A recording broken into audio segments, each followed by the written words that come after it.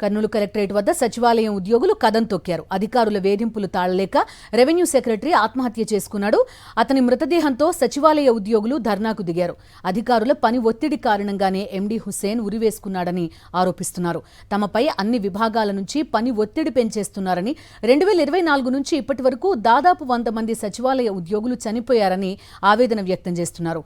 తమకు భద్రత కల్పిస్తామన్న నారా లోకేష్ ఎక్కడున్నారని ప్రశ్నించారు సచివాలయ ఉద్యోగులు. కర్నూలు కలెక్టరేట్ వద్ద సచివాలయ ఉద్యోగుల ధర్నాపై పూర్తి డీటెయిల్స్ మా ప్రతినిధి లోకేష్ అందిస్తారు.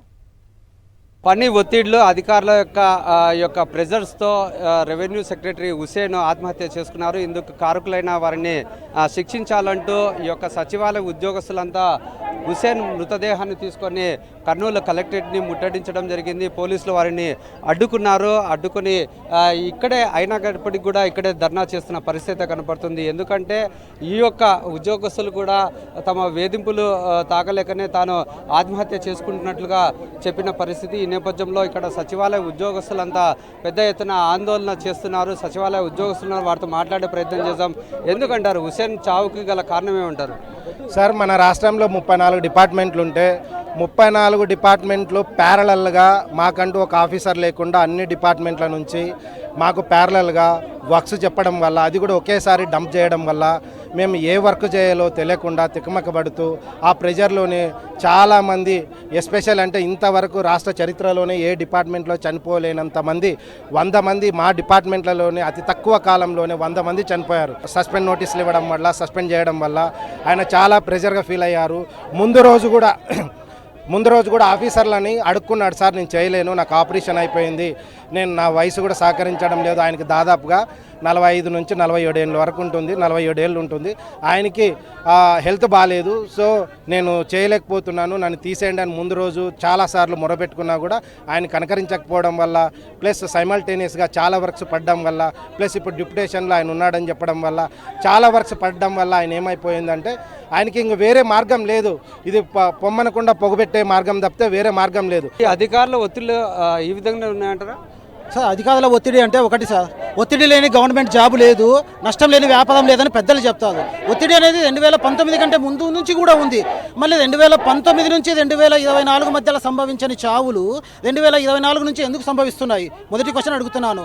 ఒత్తిడి ప్రతి ఒక్క డిపార్ట్మెంట్ మీద ఉంటుంది కదా. అప్పుడు 2019 నుండి 24లో లేదండి.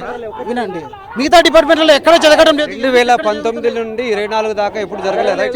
జరిగినా కూడా మా వ్యక్తిగత అనారోగ్య సమస్యల వల్ల చనిపోయినది తప్ప ఎవరు కూడా ఉద్యోగాల ఒత్తిడితో మేము ఎప్పుడు భరించలేక మేము సూసైడ్ కానీ ఎప్పుడు చేసుకోలేదు. అయినా 2024 తర్వాత నుంచి విపరీతంగా ఇవన్నీ జరుగుతున్నాయి. రాష్ట్ర వ్యాప్తంగా 82 మందికి పైగా చనిపోయినారు.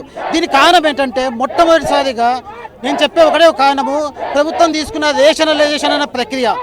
ఉద్యోగుల సంఖ్యను తగ్గించి ఉద్యోగుల మీద పనిభారం ఎక్కువ చేశారు. అమ్యూనిటీస్, అడ్మిన్స్, ప్లానింగ్స్, విఆర్ఓలు, ప్రతి సచివాలయంలో 10 మంది ఉంటే 5 మందిని పెట్టి మిగతా 5 మందిని తీసి వేరే చోట్ల వేయడము.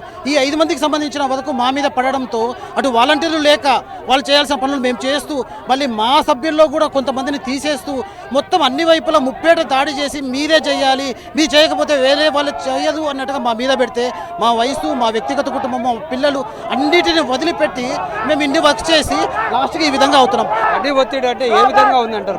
పని ఒత్తిడి అంటే ఏం లేదు సార్. ఇక్కడ మనకు ఒక డిపార్ట్మెంట్ వరకు ఇవ్వట్లేదు, ప్రతి ఒక్క డిపార్ట్మెంట్. లోకేష్ గారు పాదయాత్రలో, మహాపాదయాత్రలో ఎంత పెద్ద ప్రామిస్ చేసినాడు సార్.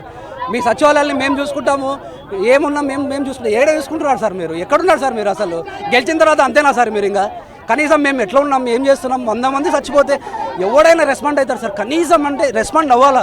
మీరేం డిమాండ్ చేస్తున్నారు? మెయిన్గా సచివాలయ ఎంప్లాయీస్కి పని ఒత్తిడి తగ్గియాలి సార్. పని ఒత్తిడి తగ్గియాలి. ఇతర డిపార్ట్మెంట్స్కి చాలామందిగా అలాట్ చేసినారు. ఆ డిప్యుటేషన్స్ కూడా క్యాన్సిల్ చేసి అందరినీ సచివాలయాలకు పంపించి పని ఒత్తిడి తగ్గాలని కోరుకుంటున్నాం సార్. ఇది మనం చూస్తున్నట్లయితే పూర్తి స్థాయిలో ఎక్కడైనా సచివాలయ ఉద్యోగస్తులు ఒకటే డిమాండ్ చేస్తున్నారు.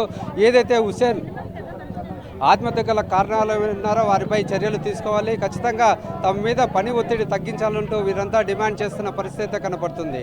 కెమెరామెన్ శేఖర్తో లోకేష్, సాక్షి టీవీ, కర్నూలు. మరిన్ని అప్డేట్స్ కోసం ఛానల్ను సబ్స్క్రైబ్ చేయండి. నోటిఫికేషన్స్ కోసం బెల్ ఐకాన్ పై క్లిక్ చేయండి.